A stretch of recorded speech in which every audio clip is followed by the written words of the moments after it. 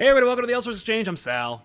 And I'm Joel. Today we're going to talk about comic book prequels. Those stories that take place before your favorite stories and are probably not nearly as good, but I think there's a few most of the things time. that are good. We've got a nice substantial list, meaty list, if you will. We're going to jump right into.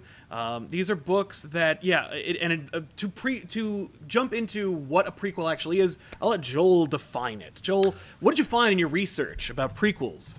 Well, judging by my deep dive to Wikipedia, apparently prequels have been around before even we thought they were. The Iliad actually has a prequel, although it was written before the Iliad, but it is a story before a story, and it's just, the Iliad was way more popular.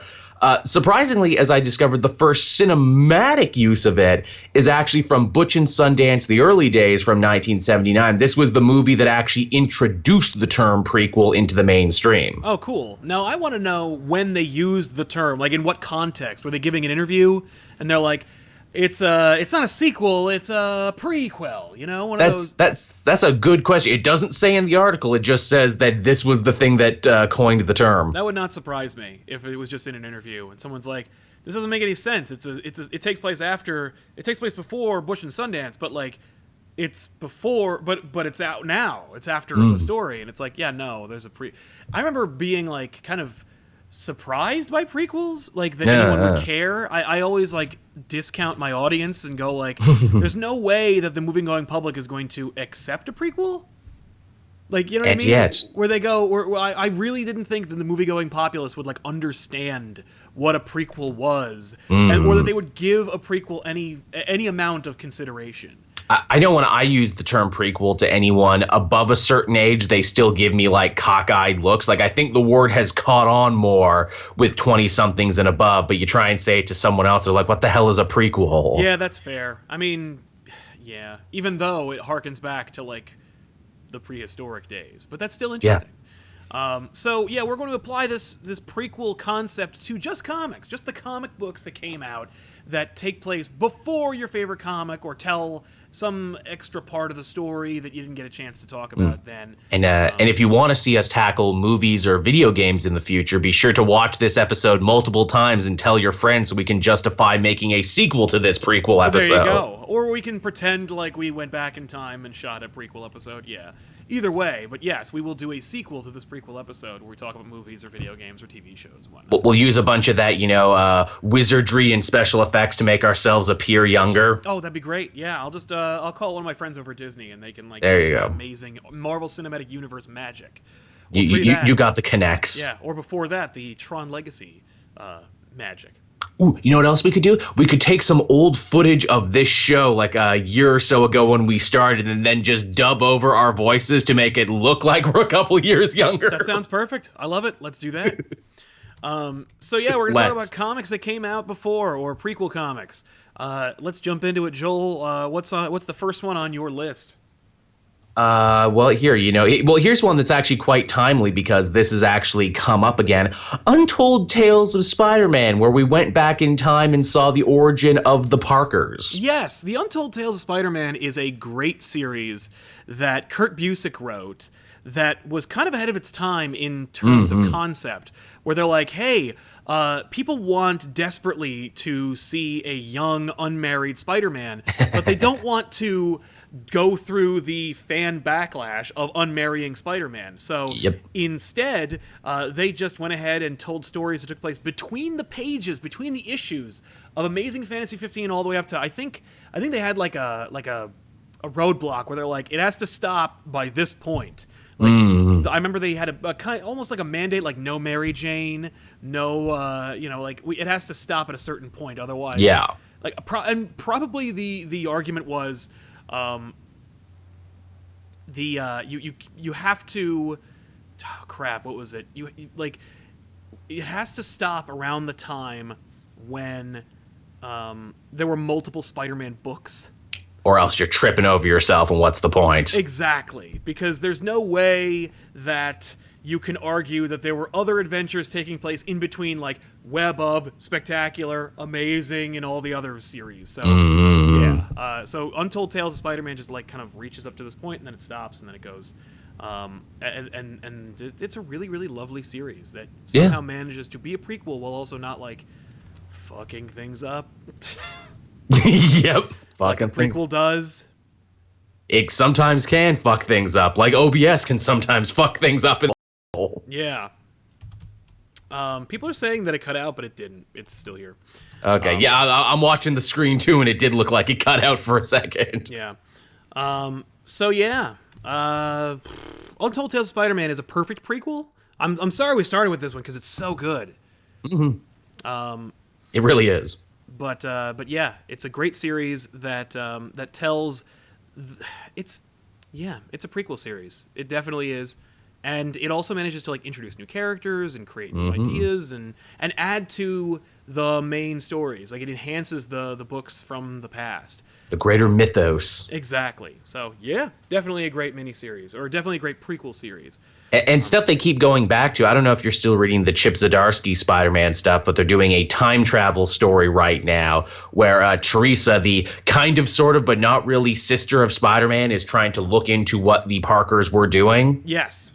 Oh, no. I started reading in issue 1, and then I dropped off after like issue 3, and then I picked back up at issue 301. Which sounds like I dropped off for about 300 issues, but you didn't really. But no, it's actually really good. It's fun. I like the concept they're doing of like, yeah, it's a time travel story, but it's with Doctor Doom's tech, so we can do whatever we want. I love that idea. And it's really fun. It was so fun to read. I'm like, oh, you know what? Like, and it's like using cheat codes in your favorite video game levels, and I'm like, no, this is cool. And of course, like, it has unforeseen consequences and stuff. Yeah, it's. I wouldn't call it a prequel comic; it's a time travel story, but it's still like, it reminds me of Untold Tales. It's cool. Definitely, really, if you haven't already, check it out. So yeah, I guess I can jump into one. Here's a prequel story or a prequel comic that is almost. Yeah, it is a prequel comic. I was gonna say it's like a retcon, and it kind of has to be, but. It's confusing, which of course it has to be because it's written by Grant Morrison, and it's the New 52 Action Comics comic. Yeah, boy, is that it's even more confusing now in retrospect. Right, well, because it takes place in the past while also concurrently running alongside the present-day Superman in the New 52.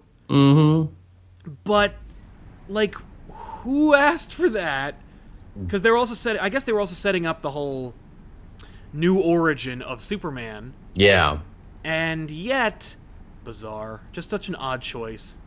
It's the new origin that's darker, more realistic, and kind of shittier, much like a lot of New 52 stories at the time. It's true.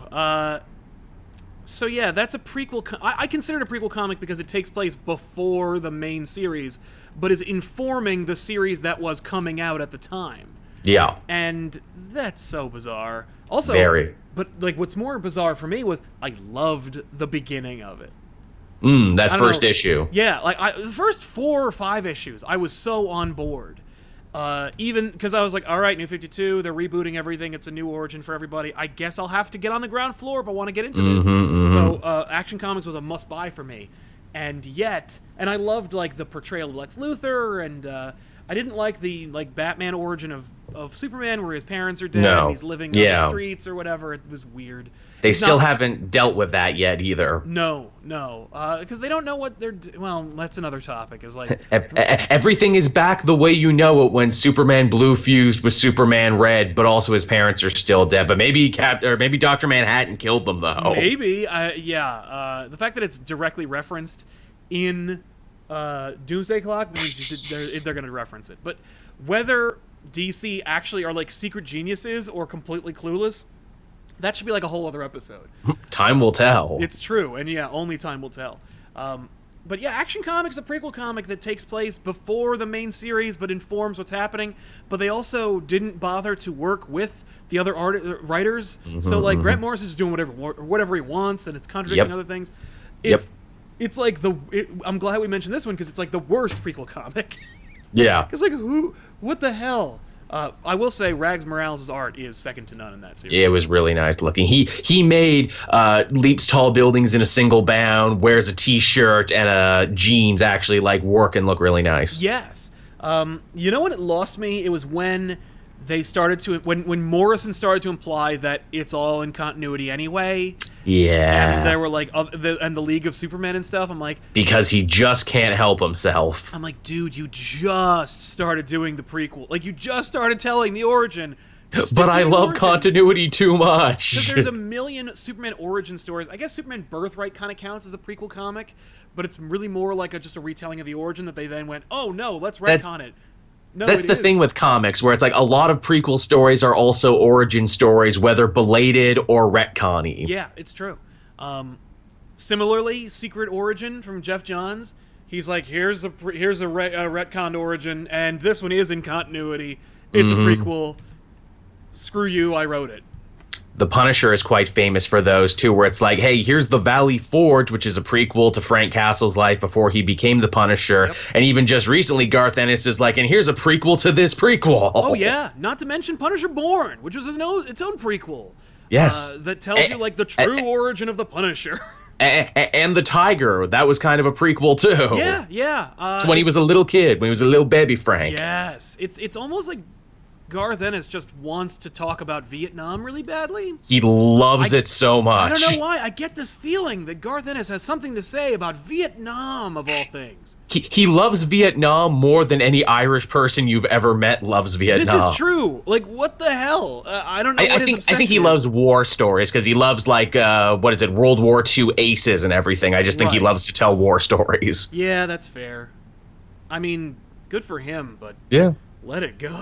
He's made a solid career out of it. And yet he doesn't talk so much about modern wars. Interesting. Well, I guess he kind of did in Max near the end with, Black is White, Up is Down. He talked a little bit about modern wars. That's true. Yeah, Frank lends himself to prequels because he's just a dude. Yeah. And he lived an interesting life before he was the Punisher. And I don't know why, though, because, like, you could tell any Frank story you could tell in the past, you could also tell in the present. It's just about a dude who shoots people or kills them in interesting ways. It's so true. And in fact, they even keep changing his war. Him and Iron Man keep getting their wars updated and changed so they can go along with the sliding time scale. Unless Garth Ennis wrote it, in which case it is unequivocally Vietnam. Like, it is Nam, and he is old as fuck, and he's only getting older. Right, exactly. He's just a tired old man. So tired, so old. Which, hey, you know what? I hope those Netflix shows keep going so that we can get old, tired John Bernthal at some point. Yes, that would be amazing. I'm totally on board. Look, it's cool you just did war journals for the first season. It's fine. You'll get to the Ennis stuff eventually. This is true, and you know what? It lends itself to having an older Frank, so... take your time, pace yourselves. You got time. Yeah. Here's a weird prequel that, like, I brought up because it's so bizarre and I didn't ask for it, but, like, God help me, it's really fun, and that's Marvel Zombies versus Army of Darkness. Ooh, yes, there's an interesting pick. Do tell. Well, it tells you the origin kind of the initial zombie outbreak, and it involves Ash Williams from Army of Darkness, like fighting zombies and thinking they're Deadites, and it's just Ash fighting Marvel zombies and teaming up with Doctor Doom, and it's nuts. Being an overall scumbag, it's so bizarre. I don't know who asked for it, but it is straight up a prequel to Marvel Zombies, and in canon, if you want to know what happened, like right before the Marvel Zombies outbreak, you got to pick up Marvel Zombies vs. Army of Darkness. Jack Ingram in the Super Chat reminds us of Chuck Dixon's series of Year Ones, which includes Robin, Batgirl, Nightwing, giving us great Two-Face stories, Batgirl and Robin meet cute, Superman telling Dick about the Kryptonian Nightwing. It's true. Yep. That's really great. Nice. And in fact, you can't even get the Robin Year One unless it's couched in with Batgirl Year One, I think. I did not know that. They have them together. Yeah, they do. They put them together. I think they're kind of short, so, Yeah, as it should be. Dick and Barbara should never be too far apart. Oh, that's very sweet. But back when Chuck Dixon was relevant, he wrote these stories about that were kind of like really sweet Year Ones that don't like try and do the Frank Miller Year One thing to the Bat family. They are very much within their character and within their themes and the tone of their characters as well. So it works. They're very solid prequels. So they are nice. Good And call. again, if they ever end up doing solo Nightwing and Batgirl movies, I would say use these as bases, please. Why not? Right? They're great and they're self-contained and they're Oh, pretty yeah. looking. MT Kaiser Soze reminds us of the Gundam original manga, which is a good prequel series. So much Gundam. I didn't read Gundam, so I have no Neither idea. did I. Dude. I watched Gundam Wing on Cartoon Network when I was way too young to, and I was just spent the whole time trying to make sense of this and going, when are the robots gonna fight? When's all this political intrigue gonna be done? Right? I don't know. I will say though, if you watch Ready Player One, you might just see a Gundam in a big bad way in that book, or in that movie. I'm sure it's in the book. I didn't bother to read it. But what else we got, dude? Hey, here's a fun one. The chat mentioned this one, and I'm glad they did. Thanos Rising from Jason Aaron. Thanos Rising, yeah. Jason Aaron giving us a little bit of a prequel to Thanos himself, and it's a really good series. A character I didn't know I wanted an origin to, because I'm like, oh, he's big, he's evil. Any origin you can give would only diminish him. Oh no, wait, Jason Aaron actually goes into some interesting places and say he just didn't pop out an evil, dark, cosmic lord. He actually bummed around a little bit as a space pirate. He has a really tumultuous relationship with his dad. He might also be crazy. Oh, yeah, definitely. No, it's cool. It is up there. It is alongside any Jim Starlin Thanos book with, I think, most people's favorite Thanos stories, and it's a solid prequel series as well. And it's just metal as fuck, too. Right. It's gotta be. It's why the current Thanos series is so damn cool. Yeah. It's metal as fuck. Metal as fuck, as it should be. Nathan Berg asked me a personal question, which is, does Patreon or the Super Chat benefit us more? It's 6-1. I think Patreon is actually a little better. Although I think that it really depends. I think they benefit in different ways. Mm-hmm. So, they're two different revenue streams. So either one is it's 6-1. Satan Loves Me, which is a great username. Asks, Nice. Superman Birthright or Secret Origins? Mentioned them already. Roll back. Catch the earlier part of the episode. We talk about those being straight up prequel series that then became continuity. Yeah. So It's been a bit since they've done some like straight up Secret Origin books. I know they did in the New 52 when they're like, oh, we have too many characters. We need to give them all origins and quick. Okay, look, put out like one-shot comics that do them. Right. I think that's because they don't want to put the cart before the horse this time. Yeah. They're like, okay, no, we did the Superman Rebirth thing. We don't have any straight up definitive origins for anybody. No. And I think people prefer it that way. Yeah. By and large. I don't. I like to know what happened and when, but there are a lot of people who would rather just have the stories. It's true when we break it down. The entire concept of a prequel is very nerdy in its own way. It's the I need to know everything that happened in a story from the very beginning to the very end. I need to know it all. What's funny is whenever we ask that question, typically we are disappointed. Yeah, I know, right? There's only like a handful of like genuinely great prequels, and every other time it's like, oh, you cheapened it. Oh, I didn't need to know that. Yep, and some actually wind up like diminishing or hurting the original source material if you are completist, if you need those stories to be a part of it. Ridley Scott's Alien series. He keeps trying, Ridley Scott. I'm going to make you love the origin of aliens one of these days. No, I won't. Get fired. Get out. No one wants you here. You're fucking everything up. Stop it. But I have stories about robots and AI. Yeah, I want to and talk Chariot about of the God robots and theory. God. Fuck off. Write a goddamn short story and be done with it. Silvery Cricket says, do the Secret Empire Generation books count? Joel? I don't know, because I didn't read them. Yes and no. They're honestly more like time travel stories, but it's not really time travel because it could take place at any time. They're nice snapshots of what the heroes were doing in the past most of the time. Okay. Well, there you But go. I wouldn't call them prequels. Jay Suchdev lets us know that his name is pronounced Jay Suchdev. Just wanted to say hey and keep up the good work. Thank you, man. Hi, Jay. Welcome. Sorry about that. Let's jump into a new book, a book that I'm sure you're reading, and that is Old Man Hawkeye. Oh, yeah. The adventures of Old Man Hawkeye before the adventures of the Old Man Logan. Yeah, I love this idea of doing Old Man series. Yeah. Particularly if they take place in the Old Man Logan universe. They don't necessarily have to be, but like, I know Tiffany's reading this series and she's like, you know what's cool? This book. Like, she's really enjoying it. And she's like, and I was like, I think she bought it on a lark, and she thought it was going to be like stupid, and it turns out it's awesome, and I love that. She does that a lot and ends up actually getting us to pick up stuff we wouldn't normally read. It's true. Well, she'll pick up books. She's like kind of like precognizant when it comes to, or precognitive when it comes to books. Like she'll be like, oh, I guess I'll pick up this one image series out of 1,000, and that's the one that blows the hell up. Yeah. But yeah, Old Man Hawkeye is a cool little story. I thought it was going to be lame. Like I thought it was going to be derivative, but it turns out it's really cool. That's good. Well, what is it even about? Because, like, I heard Old Man Hawkeye, and I'm like, okay, prequel series. Do we really need to know what he's doing? What was he doing? He was, I think he was, like, trying to... I think he was, like, a hired gun. Honestly, I don't know. I'm not reading the damn book. But as I understand it, he's, like... He tries to... He's doing... Oh, he's losing his sight.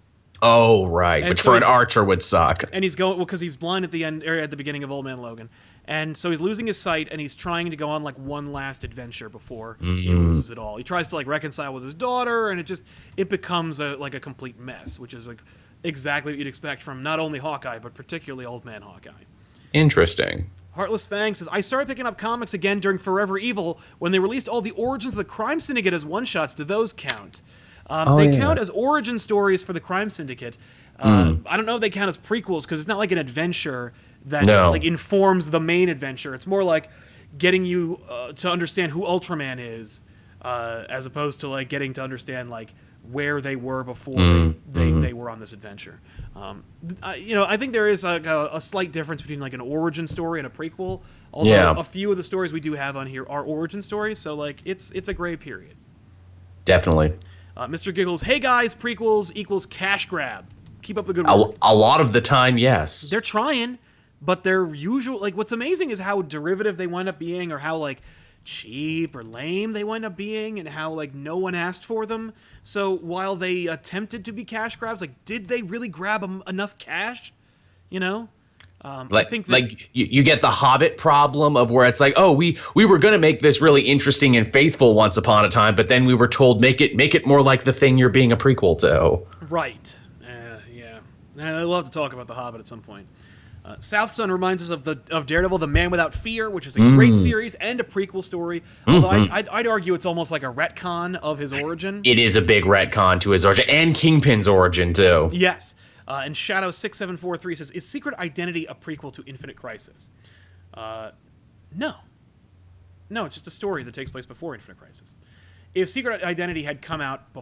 Did it? Secret Identity? I don't remember that. Maybe you're talking about Identity Crisis? I don't know. My timeline's Superman across. Secret Identity, in which case I don't think that's a prequel to. I assume that's what he meant. Yeah, if you meant that, then no. I think Secret Identity is its own thing.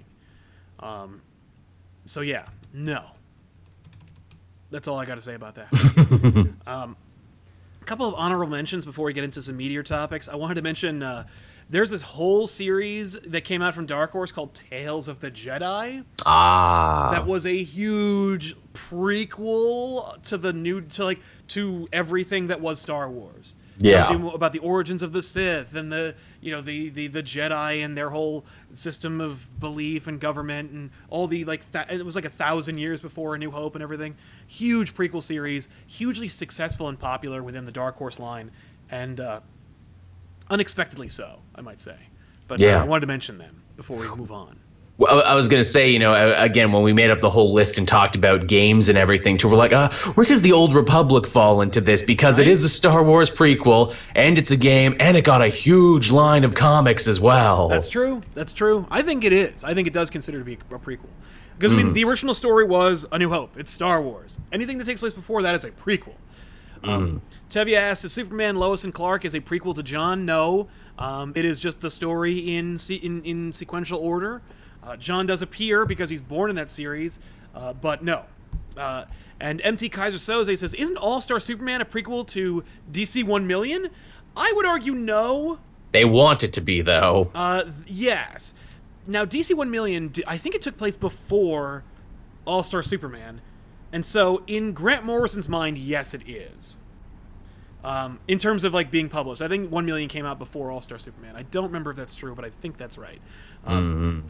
If that's the case, then yes, technically it is, because I have been told countless times that the gold Superman from the sun is the same Superman as DC 1 million. And so, like, yeah, we, like, even though it's more satisfying if it's just Lois, like, holding on to hope and belief in Superman, that no, he really is building an artificial heart for the sun, and he shows up and he makes, like, Lois come back to life. It's whatever, Grant. That might be fanon, if you want. Not quite canon, but fanon. Yeah, although, I mean, if Grant Morrison says so and DC lets it be so, then true. I guess that counts. There's a story that is a prequel to the series that was coming out and interrupted the good flow of this new 52 series, 0 Year. Oh, yes. Batman 0 Year is a prequel to nothing interesting. Well, again, we talked about this when we talked about our epic Batman stories last week. It's like, I see what you were going for, Scott Snyder, but in the end, all your hard work was for naught, because they're just like, fuck it, everything you remember is in continuity. Yeah. Not only that, but also, like, nobody asked for this. Like, I get that you wanted to do your own origin. I get you probably put a lot of effort into it. It was just ultimately overblown, too bloated, and too not interesting or engaging enough for anyone to give a shit. The idea of Gotham being overrun and controlled by Riddler and stuff, neat idea. Does it need to be about a green Batman who doesn't know what he's doing, and does he need to have a bow and arrow? Like, no. I like your take on the Red Hood gang and everything. Yeah. That was pretty solid. That was pretty solid. At the end of the day, it looks like he just had two ideas, and he smashed them together, and ultimately, it is not as satisfying as the pure concept that was Batman Year One. Which, and you know what? And I could kind of even see them too, like breathing down his neck, where it's like, look, we need a solid Batman origin for the New 52. Look, the New 50, we're future-proofing this. It's gonna last, we tell you. Right, you gotta fill those gaps, fill them with story, and so they did, and nobody cared. Still better than War of Jokes and Riddles, though, because at least at the end of the day, 0 Year was about something. Yes, War, Jokes, and Riddles is a big pile of garbage on fire. War, Jokes, and Riddles is also a prequel, by the way, and a retcon. Yes. Weak as hell. Ultimately, I was very surprised, because I remember everybody was on the Tom King bandwagon at that point. Everyone's like, Tom King can do no wrong. And I'm reading this book. I'm like, hey, more of the same. I don't like any of this. Threw it away. And to my surprise, more and more people were like, I don't think I like this story. And Batman's acting really weird and bizarre. And sure enough, the popular opinion is War, Jokes, and Riddles sucks. Such that we were more than... Yeah. We were going to do War, Jokes, Riddles on back issues. I Am Suicide performed so poorly in proportion to Batman on this channel, we scrapped it. It's like there's no reason to talk about it. That's how bad it is. It's not even worth making fun of. Yeah. But if you want to talk about good prequels, Batman Year One. Yes. Great prequel, kind of technically a retcon, but still brilliant, beautiful. It is trapped in its own time. It is very much Frank Miller's story. If you want to get deep and feminist about it, you could talk about like how all the women are either like plot devices or marginalized. Or prostitutes, you know, a fine trope of Frank Miller's work. Also, hey, Frank, it seems you don't know the difference between a dominatrix and a prostitute, but that's all right. She's a prostitute dominatrix, Joel. Oh, okay, fair enough. I was just going to say, I'm like, you know, one can ply their trade more legally than the other, but whatever. Yeah, no, I don't know. But listen, for all the bad that has been said about Year One, ultimately Year One is one of the perfect Batman stories and one of the best prequel comics I think I've ever seen. And the one people keep coming back to. Right. Such that, it's funny, I was actually doing some research about some Scott Snyder books in proportion to Batman, and I'm thinking about how, like, in Court of Owls, straight up, it's year one. Yeah. And then he just undoes that and does 0 Year, and I'm like, dude, you just referenced Year One. And now you're doing 0 Year. And he's like, no, Year One happened too. And I'm like, where? It all happened. You filled in too many gaps. It doesn't fit. In the margins. But Year One's great. It's one of the best Batman stories I recommend to people who are like, I want to read Batman, but I don't know where to start. Start with Year One and see if you like Batman stories. While we're on the subject,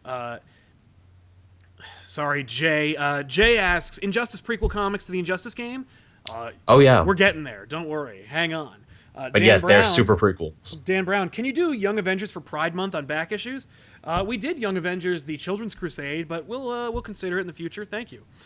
Taylor Petchter, the only good thing about Wojjar is the art.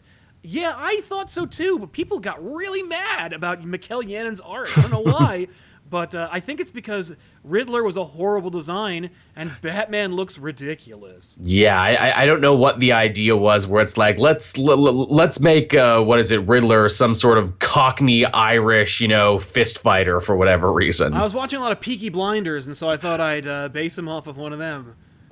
Oh my God, he's totally Cillian Murphy, which is funny because he was the Scarecrow. Right? Yeah. And finally, Lucky In says, do y'all consider X-Men Deadly Genesis a prequel? I consider it a retcon. Because I think Deadly Genesis isn't all taking place in the past. And so as such, it just tells you, what happened, in the past, as opposed to, yeah. I consider it a retcon, but I'm open to debate.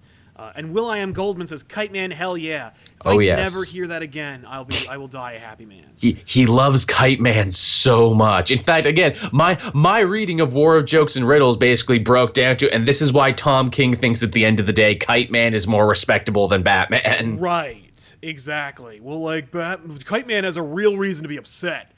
Fair enough, dude. Also, Kite Man is honest, and Kite Man doesn't care that people laugh at him, while Batman totally cares what people think about him. Yes, and he needs to be bailed out by the Joker. Yes. Also, Shadow6743 says, is JSA a prequel to Kingdom Come or just a ending? I think the Justice is JSA, Jeff Johns is JSA, or the actual JSA, or I don't know what you mean. I know that The Kingdom is a prequel to Kingdom Come, or wants to be, and ultimately forgotten and not very great, but still its own prequel. I know that JSA is I don't think so. Sorry. I think JSA is its own thing. There's another prequel that we haven't got a chance to talk about yet, and that is, of course, The Origin of Wolverine. Oh, yes, Wolverine Origins, which, again, as we mentioned, in comic book times, a lot of prequels end up being, origin stories or, origin stories that took them a while to tell. Yes, and I remember there was a lot of discussion about Wolverine's origin and about not telling it. And I remember they said, they were talking about how, they need to do the origin in the comics because they'll do it in the movie. And we need to be able to say we did it first. And I was like, hey, what a novel idea. The comics being screw those movies, we want to do it our way. And I agree. But it's a great story, and it's beautiful art, really well written. Some of Paul Jenkins' best. Oh, yeah. But here's Wolverine's origin, and while I do consider it to be an origin story more than a prequel, it technically is a prequel. It tells you what happened to Wolverine beforehand. It's setting up his thing about redheaded women and the tragedy that follows him everywhere. Oh, and being dogged by blonde, burly men. Yeah. Oh, look, it stopped. Oh, and we're back. Oh, good, and we're back. Okay. So yeah, Wolverine Origin, while it could be considered to be an origin versus a prequel comic, I think it is technically I think you still can call it a comic. Yeah. Or a prequel, rather. Yeah, we're not getting enough video to maintain. I don't know what's going on. I pay for gigabit internet, and there's nothing else connected to the internet for us to be a problem. We're also hardwired to our router. I'm going to have to call the cable company and give them a fucking earful because this is bullshit.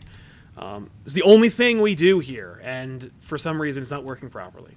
You had one job, internet, one job. Right? But yeah, it also does a prequel to Sabretooth and all that stuff. Yeah. Even though it is and it isn't. Yeah, no, yeah, Dog Logan, which Jason Aaron still kind of loves Dog Logan because he brought him into the future and still had him shown up in his X-Men run for a little bit. Do you think we'll see Dog Logan in Avengers? No. Oh, you mean the book? Yes. Yes. Oh, Jason Aaron brings back whatever Jason Aaron loves. There's no way that the Orb won't show back up in the Avengers. There's no way that we won't get a resolution to the Nick Fury Watcher story. There's no way that we're not going to see Jane Foster Thor come back in some big bad way. Everything that he wrote will return. Mm-hmm. And I'm like cool with Mark that. Waid's taken over Doctor Strange. Mark my words, go back, pick up Strange. The Doctor is out. It's written by Mark Waid. He creates a girl, kind of like daughter character for Doctor Strange, and then sets her up to be like missing. And Doctor Strange says, "Don't worry, I'm going to find you." He doesn't ever. There's no way that Mark Waid won't go back and do that. Comic Goblin says, "Love your guys' work. Have to admit though, I loved War Jokes and Riddles, and Tom King is my favorite writer. His run made me care about Batman, but I get where y'all are coming from. You guys rock." Fair enough. Well, thank you. MT Kaiser Soze says, Origin is co-written by the guy that wrote Marvel. Interesting. I believe that Paul Jenkins wrote Origin. Now, maybe Mark Waid helped work on... or not Mark Waid. Mark Miller worked on Origin 2. Unless you're talking about Bill Jemas, in which case he kind of like guided the idea and maybe came up with a couple of the ideas, but he didn't co-write it. Right. But that said, we should talk about some other like books that came out of that era that are written by people like Mark Miller that are prequel stories. For example, the hit book Trouble. Yeah. If you've never read Trouble, it's one of the worst goddamn things on the planet. Tell me about Trouble. Trouble is them retconning the story of who conceived Peter Parker. And it's a bedroom farce about Uncle Ben and Richard Parker banging Mary and Aunt May. And it's atrocious. It's got Terry Dodson and Rachel Dodson working on the art, so it's like it looks great, but it's like, why? What bad taste. What horrible taste. And it's just about like, and it's set in the 60s or whatever, kind of like it's supposed to be like, it's a straight up like retcon / prequel to Amazing Fantasy 15 in that it takes place in that time period before that. And the trouble is like the people forget to wear condoms sometimes. And hey, it was the 60s. Yeah. And like, hey, maybe Uncle Ben turns out to be Peter Parker's father. What does that change? Why did we need that story? That doesn't that's a lateral move. It's not even like a lateral move. It's a move fucking down / backwards. It totally sucks. And it's like the reality is it came from a book that was originally being published with covers of like what looked like prepubescent girls in bikinis. And it's just so horrible. And it could be the wind. We do have a horrible storm happening right now. It's storming where I am too, actually. Interesting. Maybe that's the problem. Maybe we're having. Maybe it's because of the storm. I'll call the cable company when we're done with the show, and like read them the fucking riot act because I have a dedicated internet. I'm in a compound that is made of concrete that was built before the war. And you will know my name is Sal when I strike down upon thee. That's right. Exactly. So. Mark my words, audience that is annoyed by the buffering and the constant We're annoyed dropping, too. We're more annoyed. As annoyed as you are, I am more frustrated and annoyed. We like putting out a good product. We're trying to put out a good show, and we're trying to do a legitimate operation. And whenever we drop the internet, it looks like I'm trying to like download BitTorrents worth of movies while we're trying to also do this thing. And it's like, no, I pay a lot of money for a very dedicated line of internet, and it doesn't fucking work. On the one day I use it a week. So anyway, but Trouble sucks. Don't buy it. Steal it. And and read it sometime because it's the worst. It does sound like the worst. I can't believe that I've seen that panel that you've shown, but I didn't know what it was from until now. Yeah. Oh, read it. It's the pits. I'll put that one on the list. Here's a book that is a prequel to a video game that people wanted us to talk about. Injustice. Yeah. Who would have thought this book would be good? No one would have thought, again, too, because it had so many things working against it. It's a prequel, which usually doesn't matter because it's like, why? There's no stakes for it. I know who's going to live. I know who's going to die. Yeah. What's the point of it? And to a video game, usually comics based on video games aren't that great. But man, leave it to Tom Taylor to blow all expectations out of the water and make a universe unto itself. Yeah, it completely gave you something different. It was basically like, hey, what if we Watchmen'd the DC universe in a universe that doesn't matter? Like, because I think it's because it was straight up a cash grab in terms of it's a video game tie-in. They were like, who gives a shit? And Tom Taylor was probably like, can I do this? And they're like, do whatever. The answer is always yes. Do whatever the hell you want. He had a blank check. Just make sure that it lines up with the first game in some way after 5 years. And he's like, okay. And let me tell you, like, the art was really bad up until a point. And then they went, oh, shit, this book's selling. Fix this and make it better. I cite the image of Batman, like, punching a punching bag at his like, horse teeth. That I was so excited to do it on back issue, and then I opened the page and I'm like, oh, they fixed the art. No, God damn it! Like what horse teeth? I don't know what you mean. That never happened. The thing too about Injustice is, I think more than anything, it proves that the future of comics is digital. They were short, they were cheap, they came out on a consistent schedule. You didn't need any former continuity knowledge to just hop right in. Here's every character the way you know them. Yeah, it wound up being better than the games. Yep. And a universe that people probably in real boardrooms at Warner Brothers are discussing doing in the movies. Like, hey, you know, they really love this fucking comic about, like, them all hating each other and destroying everything. Why don't we just do that? And the funny thing, too, is that the games actually had a pretty good story, too. It was written by Jimmy Palmiotti, no, of all people. they're solid games. It's just that I think the comics have taken on a whole life of their own.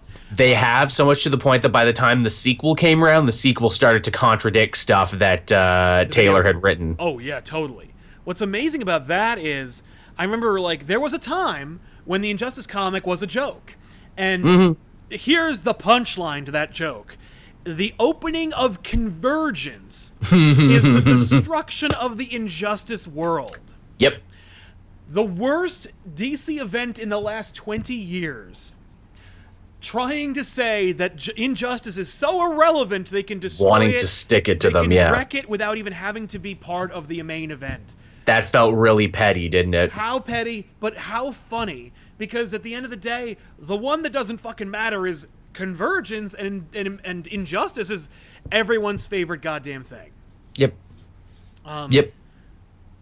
Jay also mentions in the super chat, All-Star Batman and Robin so bad that it's awesome. Hold that thought, my friend. An awkward Mexican, great name. Nice. Figures that the one Wednesday I'm off, I can catch it live. Lags, lol, love you guys. Keep up the awesome work. Aww. Thanks, man. Sorry about the lag. Yeah, I guess we could talk about that. All-Star Batman and Robin the Boy Wonder is a prequel to The Dark Knight Returns. Yeah, because all of Miller's stuff is kind of in continuity with itself. Yes, there is the Millerverse, and it's all connected. All-Star Batman, Year One, Dark Knight Returns, Spawn Batman, all of the stories that take place that Batman is in, that Frank Miller wrote, are in the Millerverse. By the way, really quick before we jump into it, Deviled Ham says, thanks, Sal. I just looked up Spider-Man Trouble, and now I have to bleach my brain. That book should be on back issues. We do own it. I don't know if anyone would want to watch it. How do I even title that book? You know, it's true. Spider-Man's real dad is Uncle Ben. I guess that's the title. Yeah, I guess so. You know it in your heart what the title should be. Yeah, I guess so. Because, by the way, they never retconned that out. But yeah, All-Star Batman and Robin the Boy Wonder, written by Frank Miller with art by Jim Lee, is straight up a prequel to those comics. Yeah.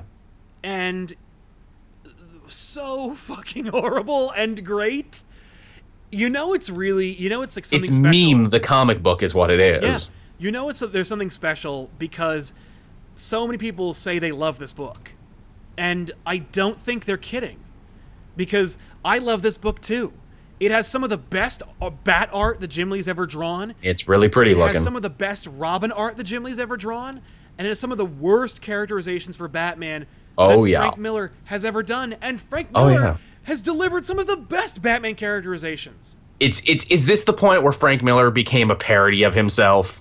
I think that Frank had already jumped the shark when he did The Dark Knight Strikes Again. Yeah, that's probably that's how you could argue that was his sellout moment. He did everything he wanted. No one told him no. He had no editor. He drew the bare minimum. Lynn Varley colored in the worst possible way. It's the worst of the worst. And you know that every frame of that comic is every frame that Frank Miller wanted to do. But drunk on power. But All-Star Batman and Robin the Boy Wonder, I can't believe DC was so arrogant that they thought this was going to be a huge hit. or that it would continue and last. And they clearly learned nothing from this because they still let Frank Miller come back and basically write whatever he wants when they don't give him a babysitter. Because he sells. Because at the end of the day, Frank Miller sells. How excited for, hey, this will be a prequel too. How excited are you for the young adult Carrie Kelly book written by Frank Miller? Because when I think young adult, preteen girl-led series, I think old-ass Uncle Frank Miller. I think Frank Miller is going to deliver something. Oh, yeah. Remind me when it comes out, because that is not on my radar at all. No, not on mine either. Somebody asked, Taylor Petcher says, does Batwoman Elegy, at least to the second part, is that a prequel? Yeah, and it's, in a way it is. I read Elegy just recently, and yeah, they go right back to her origin. You get to hang out with her, see her family and everything. I would call the second part of that a prequel. Well, there you go. It's been so long, I don't remember it. Elegy's really good and looks nice, too. It does look nice, because I remember the art has always been like a major selling point for Batwoman. Similarly, though I don't mean to make this the Batcast, Long Halloween is a prequel that took place over 12 months. 12 months. And fantastic, phenomenal series that I consider to be Batman Year 2. It is a great sequel to Year 1, but also managing to be a great prequel to the Bat mythos that manages to give you kind of like informing the origins of the mafia and where the crime families all like went, and how they kind of traded power from just strong-armed mafioso types to colorful costumed clowns. That's my favorite. It's the changing of the guard and how, the underworld of Gotham changes. Man, people love telling Batman origins and like Batman prequels, because then you have like the Earth 1 line of books that's, hey, here's Batman early on in his career. And then, of course, you got... Yeah. I guess so. Telling me like, hey, you know what happened? OBS Studio disconnected. Like, yeah. Why? Hot damn. Explain to me why that is. Explain yourself, application. Explain yourself. But yeah, it's easy to write origin stories, especially for Superman. And American Alien, another one that happened just recently that was many different origins and prequels all kind of put together into one story. Completely. It's bizarre how popular origins are for Superman, but it doesn't surprise me. And they're easier to write, I think, because, like I said, there's zero barrier to entry. So you can just be like, oh, it's Superman's story. Oh, and it's the beginning. Oh, cool, I'm jumping in. But that said, let's jump into some more. I've got two more. I don't know how many you have left. I figure one we might as well talk about. I don't know how many of these you read, but I think it's kind of interesting now with Watchmen kind of becoming back in vogue again. The Before Watchmen books that they did. Before Watchmen. What a decision. Yep. Just a straight up cash grab. This is zero integrity, zero creative outlet. And yet they put some really talented people on it. Well, because it's like if George Lucas came to you, and he's in 1997, and he said, "Oh, I want to do a Star Wars prequel, but I know I'm not talented enough to pull that off. You do it. Here's all the money I would do." Like if he handed me however much money it cost to make those goddamn movies, and he said, "You do it. Here's my Rolodex. Figure it out." I am not. I know I'm intelligent enough, and I'm like self-aware enough to go like, I'm not directing these Star Wars movies, but I know who will. I'm gonna call up Steven Spielberg and be like, Steve, do you want to direct a Star Wars movie? Like, I'm gonna call up like David Lynch or friggin' like some other crazy amazing director, Ron Howard, Robert Zemeckis, and be like, I need you guys to come in, and I would be like, Star Wars, we gotta do this right.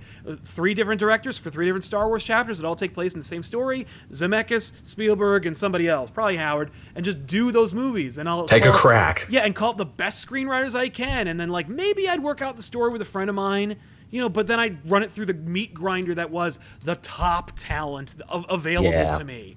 And I think DC was like, if we're going to like just blatantly reach for money off of the back of Alan Moore, we need to make sure that there's at least some attempt at like creative integrity going on. Got to make it look like we're trying. So, like, let's get the Kuberts on board. You know, let's get, like, Amanda Conner to draw the Silk Spectre book. Let's get it looked really Brian good. Azzarello. You know, and what's amazing is they are all bad. They're all very unnecessary. Right? Like, who asked for it? The best one, I think, is Darwin Cook's Minutemen book. Yeah. But everything else is really, really crappy, despite the fact that did top I need to talent's know, working on it. Did I need to know the comedian hung out with the Kennedys and everything? And did I need to know that him and Moloch felt bad when Kennedy was assassinated? Did I need to know that? No, you could have surmised that. Like, do I need to know about the Silk Spectre's partying days? Did I need to read... I don't know, the Nite Owl prequel. Like, is it really awesome that all the Kuberts worked on a Nite Owl book? It's really awesome they did any book. Why didn't you just give them, if you wanted to make money, why don't you just fucking give Joe Kubert, Andy Kubert, and Adam Kubert a Batman book? That'd be nice. I'd Maybe like you could that. have black labeled that shit fucking 15 years earlier. You corrupt idiots. But instead, you got Before Watchmen, which is just a straight up dumpster fire that looks really, really awesome. Like, yep, it's the nicest looking dumpster fire you'll ever see. It is. It's just Jay Lee's art is top. Joe Kubert's art is amazing. Darwin Cook's looks great. Lee Bermejo drew some of that shit. Yes, he did. It looks great. It's just, you know, really, really stupid. And to think they'd go back to the Watchmen well again. Yeah. Oh, how could they not? We own it. How could they not? We own it, exactly. And because at the end of the day, what they really wanted to see was Superman, and and Batman in the Watchmen universe, or dealing with the Watchmen universe. And now we've kind of gotten it. Yeah. Before we wrap up, Redtro says, Do you think over at ComicPOP you guys would ever cover some video games about comics? Yeah. In fact, we used to have a series called Panels to Pixels, where we did video game comics, or comic book video games. Look for it. Sam Anderson says, here's 2 prequel series that are completely different caliber. Legends of the Dark Knight and Spidey. Yes, Legends of the Dark Knight. Oh, yeah. Let's year 1 all of Batman on a regular basis. You got Venom. Yep. Venom's a prequel book. All these stories take place in the early days of Batman's career. Oh, Windows Defender's letting me know that he's doing something very important. Oh, thanks, Windows Defender. Get fucked. But yeah, Legends of the Dark Knight is a great series when it's really good, and Spidey is not. Spidey, I remember actually really trying hard to like Spidey, and I'm just like, I've read these. I've read all of these before. There's slight changes, slight updatings, but I've read all of these before. Yeah, and they're not, like, it's technically Spidey isn't really a prequel series. It's more like an it's just Marvel Adventure Spider-Man. It's just like, here's young Spider-Man doing shit, and if everybody loves it, we'll make it continuity. Oh, yeah. They didn't? It's canceled, moving on. We'll forget it ever happened. Because the people who were working on Spidey did not know, like, when Harry Osborn and Peter Parker met. So they meet in high school. They know that, like, Gwen was introduced in a love triangle. I don't remember that. She's in high school now. Like, it's just confusing, and the suit looks like the movie. Like, no. It's just that was another cash grab for me. It was basic, but, like, if you want a book that's Spider-Man themed for a younger audience, how about Marvel Adventure Spider-Man? It's a great little series. What's it called? Ike of Pike says the Negan prequel miniseries. Yeah. Never read them. I know the Governor got a bunch of prequels as well. Yeah. Again, it's got Walking Dead on it. Money. Yep. And MT Kaiser Soze says Ultimate Origin by Bendis. Yes. I would almost consider it a retcon, but it is a prequel series to everything. You know, like, everything is prequeled after, like, with Ultimate Origins, and it manages. It's like it's weird. It's actually a really incredible diamond in the rough, because, like, it's Bendis, right? So it has to take like 8 issues or whatever, but instead it's only like 4 or 5 issues. And it's like compartmentalized, and it tells concise stories and shows you like origins for major characters, but only shows you what you need to look at. Doesn't waste it with doesn't waste pages with move the car George moments. It's incredible. But that being said, like, I guess I consider it a prequel series. If nothing else, it's a great series. So check out Ultimate Origins. What about Hickman's The Shield? Yeah, although I'd also argue that's kind of like a retcon. But the Shield, Shield is a prequel series to like everything. The entire Marvel universe, Yeah. and not just the Agency of Shield. Right? It's cool. But yes, I would consider that a prequel as well.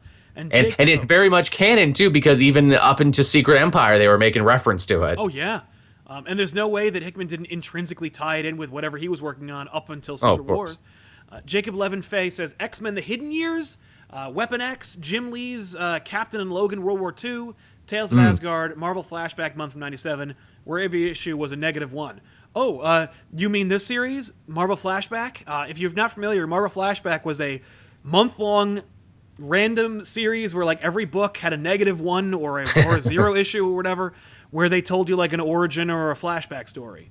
Interesting. Bizarre. And I don't know who asked for it, but it was really cool. In fact, here's a tie-in with Untold Tales. Marvel Flashback affected Untold Tales by telling a Richard and Mary Parker story about them being secret agents. And that interesting. Was really cool. Which they would grow that concept quite a bit. Oh yeah, big time. Well, actually that spun out of like a series. It has origins even farther reaching back than '97. They did a series where Spider-Man has to like clear his parents' names to like Nick Fury, and he's dealing with the Red Skull because they. Yes, I remember that one. Great, but that was like it was early '90s. Didn't they adapt that into an episode of the cartoon at some point? Oh, yeah. I think they did. Oh yeah, totally. Yeah, anytime you want to talk about the Parkers, you gotta do that. But yeah, so that is everything we talked about in terms of the prequels that are referenced in comics. As Jacob referenced, there were a bunch of other ones, and there remain more than just the ones he mentioned. I can't believe I forgot about Weapon X, for example. Pretty big one. Yeah, it's an excellent one. But that, I guess, will be left for part 2 of this series, and I look forward to seeing the list we have of sequel series to series we've done already. Indeed. But yeah, so I want to thank you all for hanging out with us and enduring this bullshit that was. Yeah, we stream. apologize. I am sorry for the spotty internet connection we had. We do have a windstorm in effect right now that might have been the reason for the problem. I honestly couldn't tell you, but I will tell you that it should be back to normal by next week, because I'll run my computer through a friggin' car wash, and I'm gonna give hell to the cable provider. And we'll hopefully not be streaming during a storm. But such is the hope. Thank you for so many of you for hanging out with us, for donating to the Super Chat, and of course for just watching this episode. We'll see you guys next time with an all-new episode. I am Sal. I'm Joel. So long, everybody. Ooh, I'm going to come back. Hey, I'm coming back! One more thing before you leave. Watch this week's back issues. It's the manga episode. Oh, shit. This is the manga episode of Back Issues. It'll be coming out in the next 15 to 20 minutes. Watch it. If you ever want to see manga on Back Issues again, watch this episode. Support it. Get your friends to support it. We built a set. It's a lot of fun. It's a book you'll probably never read, but I promise it is a fun one. You will love it. Watch this week's Back Issues. I know you're going to look at it and go, nope, I don't care. Watch it. If you ever want to see manga again on this channel, you better fucking deliver on this episode, because otherwise you are never going to see Attack on Titan on this channel. Oh, Sugoi. Thanks a lot for watching. We'll see you guys then. Bye.